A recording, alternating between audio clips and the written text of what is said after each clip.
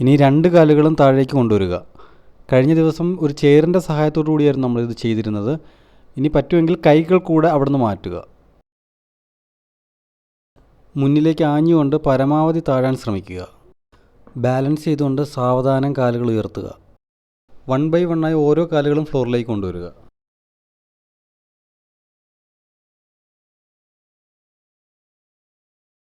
മൂന്ന് റൗണ്ട് സൂര്യ നമസ്കാരത്തിന് ശേഷം ആദ്യം ലെഗ് റൈസ് സ്റ്റാർട്ട് ചെയ്യാം. Inhale, exhale, inhale, exhale, inhale, exhale, inhale, exhale. Okay, ഇനി കാല് ഉയർത്തി കാല് ഹോൾഡ് ചെയ്ത് നിർത്തുക. കാലിൻ്റെ ഫ്ലെക്സിബിലിറ്റി കൂട്ടുന്നതിന് ഇതെപ്പോഴും പ്രാക്ടീസ് ചെയ്യുക. ഓക്കെ, ഇനി തലയും ചെസ്റ്റും അല്പം ഉയർത്തിക്കൊണ്ട് കാലിനെ താഴേക്ക് പുള്ള് ചെയ്യാൻ ശ്രമിക്കുക. ഇനി കൈകൾ അവിടെ നിന്ന് മാറ്റാതെ തന്നെ ബോഡി താഴ്ത്താൻ പറ്റുമോ എന്ന് ശ്രമിച്ചു നോക്കുക. 30 സെക്കൻഡ് ഇങ്ങനെ ഹോൾഡ് ചെയ്ത് ഹാംസ്ട്രിങ്ങിന് നല്ലൊരു സ്ട്രെച്ചിങ് കൊടുക്കുക.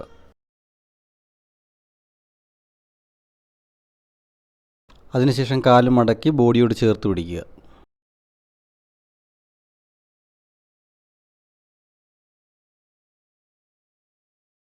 ഇനി വലത് കൈകൾ കൊണ്ട് കാൽ വിരലുകളിൽ പിടിച്ച് കാലിനെ വലതുവശത്തേക്ക് നിവർത്തിക്കൊണ്ട് താഴ്ത്താൻ ശ്രമിക്കുക.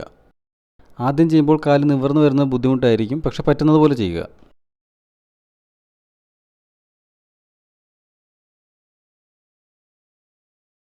ഇനി ഇടത് കൈ നീട്ടി ഇടതുവശത്തെ ഫ്ലോറിലേക്ക് കമഴ്ത്തി വെച്ച ശേഷം അങ്ങോട്ട് നോക്കുക. അല്പസമയം ഇങ്ങനെ തന്നെ നിൽക്കുക. ഇത് ഹിപ്സ് ഓപ്പൺ ആകുന്നതിന് വേണ്ടിയിട്ടുള്ളൊരു സ്ട്രെച്ചിങ് ആണ്. അതോടൊപ്പം നന്നായി ബ്രീത്ത് ചെയ്യുക.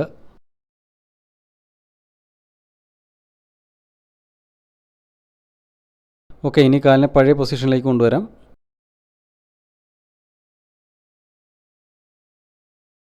ഓക്കെ, ഇനി ഇടത് കാലിലും ഇതേ സെയിം സ്ട്രെച്ചിങ് റിപ്പീറ്റ് ചെയ്യുക. ഇങ്ങനെ പ്രാക്ടീസ് ചെയ്യുന്ന സമയത്ത് മിക്ക ആളുകൾക്കും ഇടതുവശത്തെയും വലതുവശത്തെയും ഫ്ലെക്സിബിലിറ്റിക്ക് തമ്മിൽ ചെറിയ ഒരു വ്യത്യാസം അനുഭവപ്പെട്ടെന്ന് വരാം.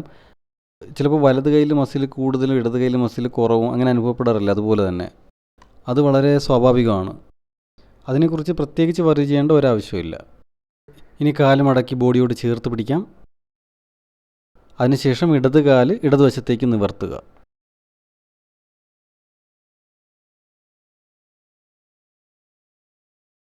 വലത് കൈ നീട്ടി വലത് ഭാഗത്തേക്ക് കമഴ്ത്തി വയ്ക്കുക. ഷോൾഡറിന് നേരെ വയ്ക്കുക. എന്നിട്ട് അങ്ങോട്ടേക്ക് നോക്കുക. നന്നായി ബ്രീത്ത് ചെയ്തുകൊണ്ടിരിക്കുക.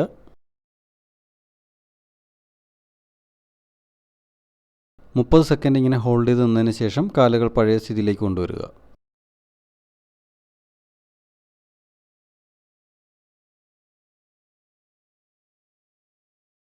ഇനി അടുത്ത ചെയ്യാൻ പറ്റുന്ന ഒരു ലെഗ് റൈസസ് ഒരു വശത്തേക്ക് വലതുവശത്തേക്ക് ആദ്യം ചരിഞ്ഞ് കിടക്കുക. ശ്വാസം എടുത്തുകൊണ്ട് കാല് ഉയർത്തുക. ശ്വാസം വിട്ടുകൊണ്ട് താഴ്ത്തുക. Inhale, exhale, inhale, exhale, inhale, exhale, inhale, exhale. ഇനി അടുത്ത വശത്തേക്ക് തിരിഞ്ഞു കിടന്ന ഈ സെയിം എക്സസൈസ് റിപ്പീറ്റ് ചെയ്യാം. Inhale, exhale, inhale, exhale, inhale, exhale, inhale, exhale, inhale, exhale. Okay, ഇനി മലർന്ന് കിടക്കാം. കൈകൾ തലയുടെ പിൻവശത്തായി വയ്ക്കുക. ശ്വാസം എടുത്തുകൊണ്ട് രണ്ട് കാലുകൾ ഒരുപോലെ ഉയർത്തുന്നു. ശ്വാസം വിട്ടുകൊണ്ട് ഒരുപോലെ താഴ്ത്തുന്നു. Inhale up, exhale down, inhale up, exhale down, inhale up, exhale down. ഈ ഡബിൾ ലെഗ് റൈസസ് എക്സസൈസ് പരമാവധി ചെയ്യാൻ ശ്രമിക്കുക. കാരണം ഇത് അബ്ഡമിനൽ മസിൽസിനെയും അതേപോലെ ലോവർ ബാക്ക് മസിൽസിനെയും കുറച്ചുകൂടെ സ്ട്രോങ് ആക്കുന്നതിന് വേണ്ടി സഹായിക്കുന്നതാണ്. ഇനി എഴുന്നേറ്റ് അല്പസമയം ബാലാസനത്തിൽ വിശ്രമിക്കാം. അതിനുശേഷം ഇനി ഹാഫ് ഹെഡ് സ്റ്റാൻഡിന് ചെയ്ത പോലെ കൈകൾ നീട്ടി എൽബോയുടെ മുകളിലേക്ക് രണ്ട് കൈകളും വെച്ച് മുട്ടുകൾ താഴെ ഫ്ലോറിൽ വയ്ക്കുക. എന്നിട്ട് കൈകൾ പരസ്പരം കോർത്ത് ഒരു ഇൻ്റർലോക്ക് രൂപപ്പെടുത്തുക. ഇനി തലയുടെ മധ്യഭാഗം ഫ്ലോറിൽ വയ്ക്കുക. എന്നിട്ട് കൈകൾ കൊണ്ട് പിന്നിൽ സപ്പോർട്ട് ചെയ്തുകൊണ്ട് കാൽ വിരലുകളിൽ കുത്തി കാൽമുട്ടുകൾ നേരെയാക്കുക.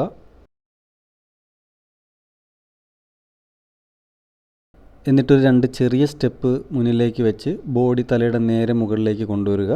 ഇനി കൈകൾ തറയിൽ സ്ട്രോങ് ആയി ഉറപ്പിച്ചുകൊണ്ട് 2 കാലുകളും സാവധാനം ഒരുപോലെ ഉയർത്തുക. ഇങ്ങനെ ഹാഫ് ഹെഡ് സ്റ്റാൻഡിൽ നിന്ന് കുറച്ച് ബാലൻസ് ആയി കഴിയുമ്പോൾ പിന്നെ ഹെഡ് സ്റ്റാൻഡിലേക്ക് കടക്കാവുന്നതാണ്. അതിനായി ഒറ്റയടിക്ക് കാലുകൾ ഉയർത്താതെ കാൽമുട്ടുകൾ ബോഡിയുടെ മുകളിലേക്ക് ഏകദേശം വരുന്നത് വരെ ഒന്ന് ഉയർത്തിയതിന് ശേഷം കാല് സാവധാനം നിവർത്തുക.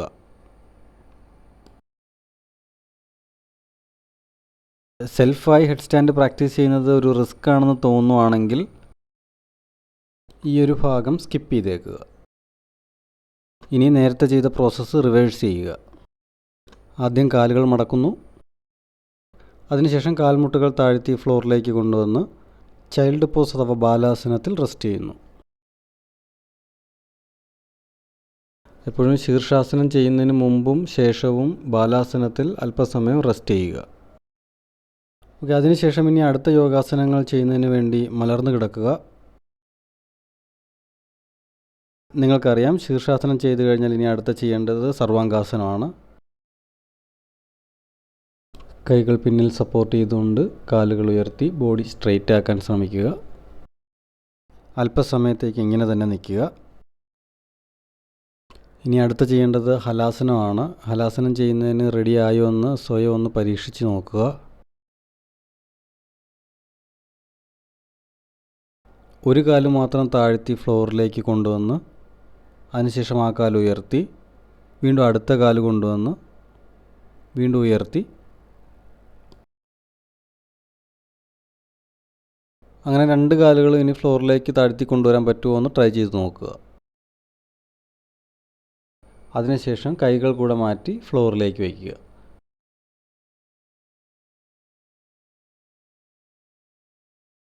ഇതാണ് ഹലാസന അഥവാ പ്ലൗ പോസ് എന്ന് പറയുന്നത്.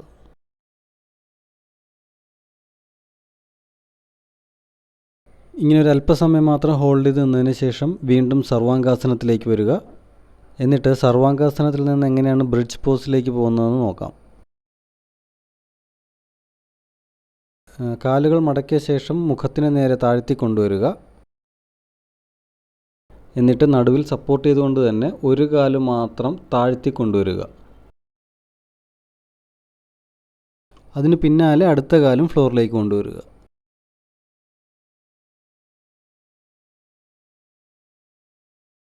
ഓക്കെ, ഇങ്ങനെ ബ്രിഡ്ജ് പോസിൽ അല്പസമയം ഹോൾഡ് ചെയ്ത് നിൽക്കുക. നന്നായി ശ്വാസം എടുക്കുകയും വിടുകയും ചെയ്യുക.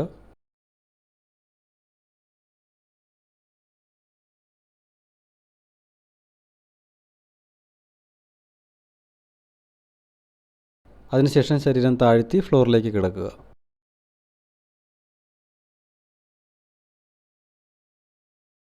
ആവശ്യമെങ്കിൽ അല്പസമയം ശവാസനത്തിൽ റെസ്റ്റ് ചെയ്യുക. ഓക്കെ, ഇനി അടുത്ത് ചെയ്യേണ്ടത് ഫിഷ് പോസാണ്. ആ കാലുകൾ രണ്ടും മടക്കി ശരീരം ഉയർത്തി കൈകൾ ശരീരത്തിന് അടിയിലേക്ക് വയ്ക്കുന്നു. എന്നിട്ട് കാലുകൾ നിവർത്തുക.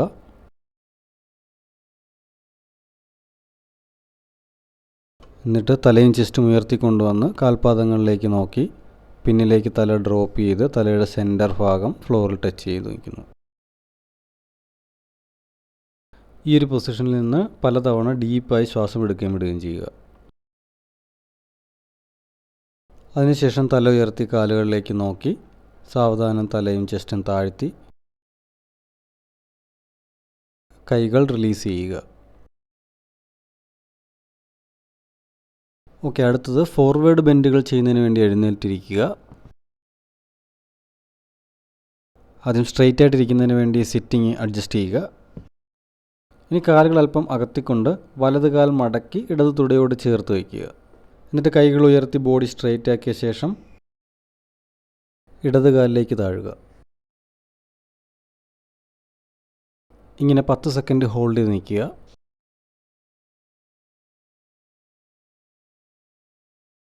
ഇനി സാവധാനം തല ഉയർത്തി കാല് നേരെയാക്കുക. അടുത്തത് ഇടത് കാൽ മടക്കി വലത് തുടയോട് ചേർത്ത് വയ്ക്കുക. എന്നിട്ട് ശ്വാസം എടുത്തുകൊണ്ട് കൈകൾ ഉയർത്തി വലത് കാലിലേക്ക് താഴുക. 10 സെക്കൻഡ് ഇങ്ങനെ തന്നെ നിൽക്കുക.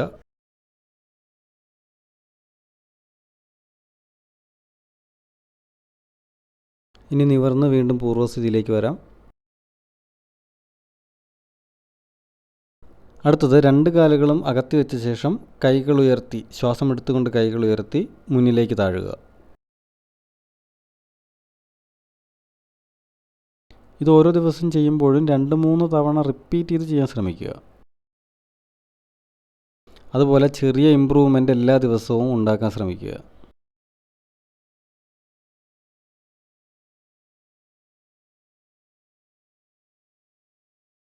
ഓക്കെ, ഇനി നിവർന്ന് വീണ്ടും പൂർവ്വസ്ഥിതിയിലേക്ക് വന്ന് സ്ട്രെയിറ്റ് ആയിട്ടിരിക്കുക. അടുത്ത ചെയ്യേണ്ടത് പശ്ചിമോത്തനാസനമാണ്. ശ്വാസം എടുത്തുകൊണ്ട് കൈകൾ ഉയർത്തി ശ്വാസം വിട്ടുകൊണ്ട് മുന്നിലേക്ക് താഴുക.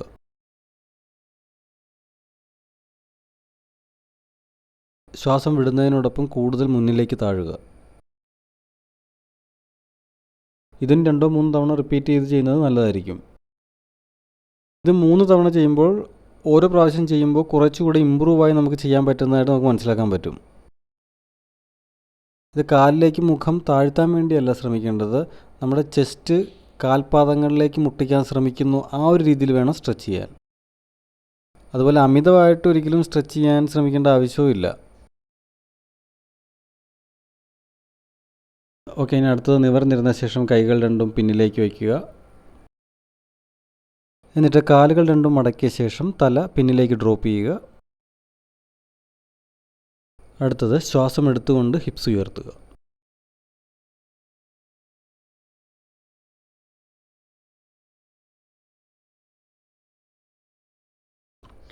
അല്പസമയം ഈ ഒരു പൊസിഷനിൽ തുടർന്നതിന് ശേഷം വീണ്ടും പൂർവ്വസ്ഥിതിയിലേക്ക് വരിക.